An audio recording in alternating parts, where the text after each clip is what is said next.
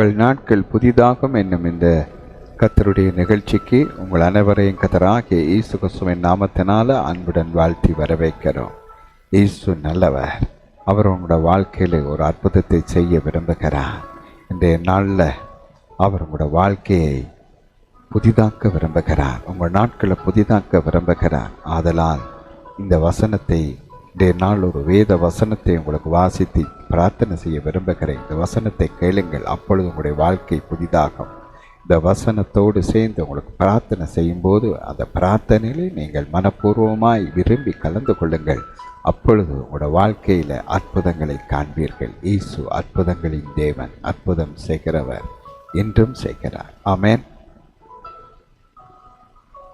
நீதிமொழிகள் 4ஆம் அதிகாரம் 10ஆம் வசனம், என் மகனே கேள், என் வார்த்தைகளை ஏற்றுக்கொள், அப்பொழுது உன் ஆயுசின் வருஷங்கள் அதிகம் ஆகும் என்று வேதம் சொல்லுகிறது. தேவனுடைய வார்த்தைகளை ஏற்றுக்கொண்டால் எங்களுடைய ஆயுசின் வருஷங்கள் அதிகமாகுமா? அநேகரை கவனித்து பாருங்கள், அல்லது சிலரை பாருங்கள், இளம் வயதிலே மரித்து விடுகிறார்கள். வாழ வேண்டிய பிள்ளை இடையிலே மரித்து விட்டது என்று சொல்லுவார்கள்.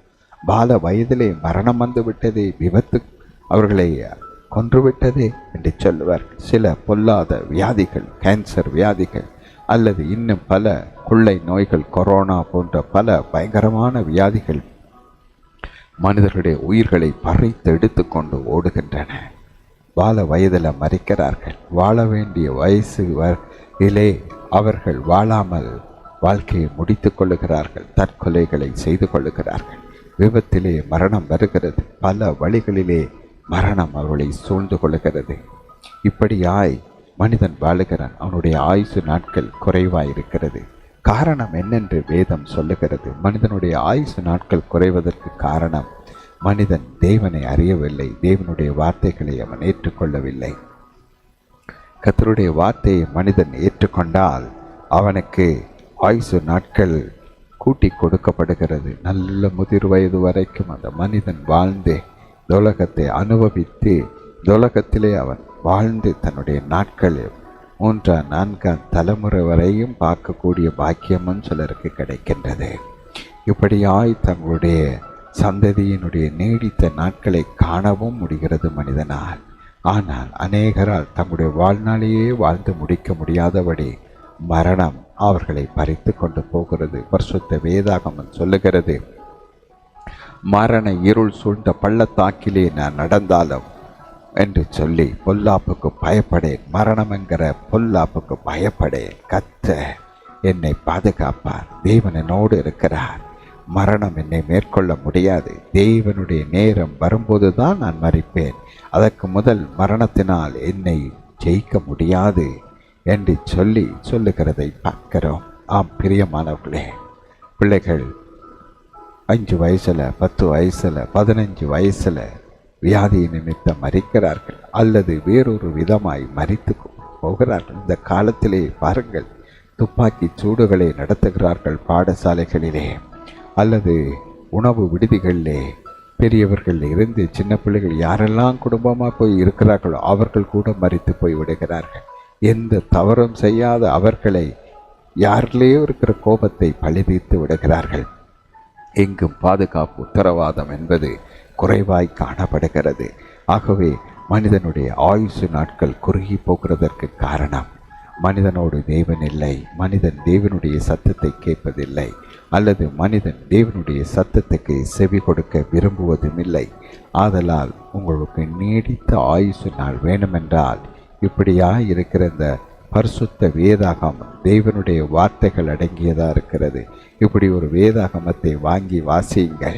இதில் இருக்கிற வார்த்தைகளையே நீங்கள் வாசிக்கும்போது உங்களுடைய ஆயுசு நாட்கள் கூடும். ஏனென்றால் இந்த வார்த்தைகள் மனிதனால் உண்டானவைகள் அல்ல. பரலோகத்தில் இருக்கிற தேவன் மனிதனுக்கு பூமிக்கு அனுப்பின வசனங்கள். ஆகவே இந்த வசனங்கள் ஆவியாயும் ஜீவனாயும் வல்லமையாயும் இருக்கிறது. இந்த வசனம் ஜீவனை தரும். இந்த வசனங்களை நீங்கள் வாசித்து கேட்கும்போது இந்த வசனத்தின் மூலமாய் நீங்கள் நீண்ட ஆயுசை பெற்றுக்கொள்வீர்கள். கர்த்தருடைய வசனத்தில் இரவும் பகலும் தியானமாய் இருக்கிற மனுஷன் பாக்கியவான் என்று வேதம் சொல்லுகிறது. அப்படியாய் நீங்கள் பாக்கியவானாய் மாறத்தக்கதாய், நீண்ட ஆயுசுள்ள ஒரு மனுஷனாய் மாறத்தக்கதாய் தேவன் உங்களோட வாழ்க்கையை ஆசீர்வதிக்க விரும்புகிறார். காரணம், தேவன் உங்களோடு கூட இல்லை. தேவனுடைய வசனத்தை உங்களால் கேட்க முடியல. அதனால தான் உங்களோட ஆயுசு நாட்கள் குறுகி வாழ்நாள் குறுகினவனாய் போனீர்கள். மரணம் இடையிலே வந்து பறித்து கொள்ள பார்க்க நடந்து முடிந்தவைகள் இனிமேல் நடக்க போகிறவைகளை நடக்காமல் தடுக்க முடியும். ஒரு குடும்பத்தில் ஒரு குறிப்பிட்ட வயசு வரும், 25 வயசு. அதில் மூத்த பிள்ளையிலிருந்து கடைசி பிள்ளை வரைக்கும் மறிக்க 25 வயசு வரும்போது மூத்த பிள்ளை மறித்துட்டு 23 வயசில் இருக்கிற 2வது பிள்ளை 25வது வயசு வரும்போது மறிக்கிறது. இப்படி குடும்பத்தில் ஒவ்வொருவராய் அந்த 25வது வயது வரும்போது மறித்து போகிறார்.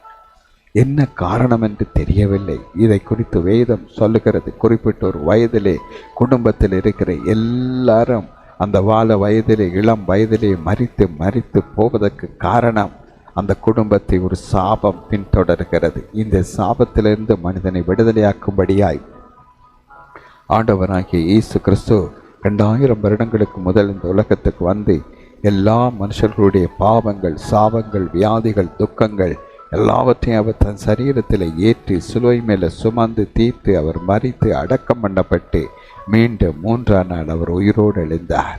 இன்றைக்கும் அவர் உயிரோடு இருக்கிறார். காரணம், உங்களுடைய சாபங்களை இயேசு தன்னுடைய சிலுவையிலே முள்முடியிலே சுமந்து தீர்த்தார்.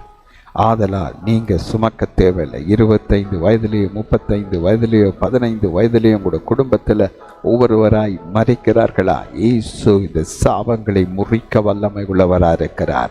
இயேசு உங்களோட வாழ்க்கையில் இருந்தால், இயேசுவை நீங்கள் உங்களோட வாழ்க்கையில் சொந்த தெய்வமாக ஏற்றுக்கொண்டால், உங்களோட வாழ்க்கையை இயேசுவுக்கு கொடுத்தால், இயேசு உங்களோட வாழ்க்கைக்குள்ளே வருவார். அப்பொழுது இந்த குறிப்பிட்ட வயதில் மறிக்கிற வயது மரணங்களை அவர் தடுத்து நிறுத்துவார். அப்பொழுது நீங்கள் அதிக ஆயுசு நாட்களை பெற்று வாழ்வீர்கள். சில குடும்பங்களிலே குறிப்பிட்ட ஒரு வியாதி, இருதய வியாதி, ஹார்ட் அட்டாக், அந்த வியாதியினாலே குறிப்பிட்ட வயசில் ஒருவர் பின் ஒருவராய் மரிப்பார்கள். குறிப்பிட்ட வயசிலே ஒருவர் பின் ஒருவராய் மரிப்பார்கள். இவைகள் வந்து சாபத்தை குறைக்கிறது. இயேசு இந்த சாபங்களையும் வியாதிகளையும் தன் சரீரத்தில் ஏற்று சிலுவையில் சுமந்து தீர்த்து விட்டார். ஆகவே நீங்கள் நீண்ட ஆயுசை பெற்றுக்கொள்ள முடியும். காரணம், பெற முடியாமல் நீங்கள் வாழ வயதில் மறிப்பதற்கு காரணம், இயேசு உங்களோட வாழ்க்கையில் இல்லை. இயேசு இருப்பாரானால் நீங்கள் பூரண ஆயுசுள்ளவர்களாய் இந்த பூமியில் வாழுவீர்கள். உங்களோட வாழ்க்கை மாறும். ஒரு அற்புதத்தை காண்பீர்கள். இயேசு உங்களுக்காய் சிலுவையில் மரித்தார். இயேசு ரத்தம் சிந்தினார். இயேசு 3ஆம் நாள் மரணத்தை ஜெயித்து உயிரோடு எழுந்து உயிர்த்தெழுதலின் தேவனாய் இருக்கிறார். இன்றைக்கும் அவர் உயிரோடு இருக்கிறார்.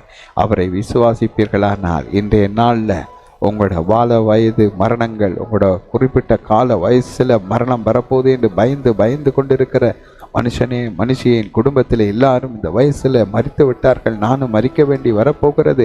அந்த வயதுக்கு நேராய் போகிறேன், என்னை காப்பாற்ற யாராலையும் முடியவில்லை என்று கதறுகிற மனுஷனே, ஏதோ ஒரு நற்செய்தியை அறிவிக்கிறோம். ஆண்டவராகிய இயேசு கிறிஸ்து அந்த வயது மரணத்தில் இருந்து அல்லது குறிப்பிட்ட வயது வருகிற வியாதி நிமித்தம் வருகிற மரணத்திலிருந்து உங்களை விடுவிக்க வல்லவராயிருக்கிறார். இயேசு கிறிஸ்து நேற்றும் இன்றும் என்று மாறாதவராக இருக்கிறார். அவரால் உங்களுடைய வாழ்க்கையை மாற்றி அமைக்க முடியும். உங்களோட வாழ்க்கையில நீண்ட ஆயுசை தர முடியும். நீங்கள் நீண்ட நாட்கள் வாழும்படி செய்வார். இதோ இந்த இயேசு உங்களோட வாழ்க்கையில் இல்லாததுனால இவ்வளவு வந்ததே. இன்றைக்கு அவரை அறிவித்திருக்கிறோம். இயேசு உங்களை நீண்ட ஆயுசுள்ளவராய் மாற்றுவார். என்னோடு நீங்கள் இணைந்து இந்த பிரார்த்தனையை சொல்லுங்கள். அப்பொழுது இயேசு உங்களுக்குள்ள வருவார். உங்களுடைய சாபங்களை முறிப்பார்.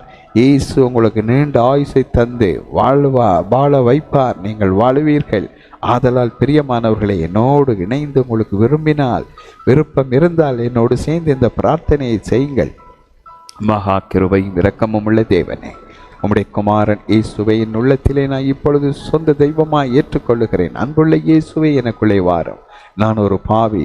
நான் சாபத்தினால பிடிக்கப்பட்டிருக்கிறேன். என் பாவ சாப ரோகங்களை சிலுவையில் சுமந்து தீர்த்ததற்கு நன்றி.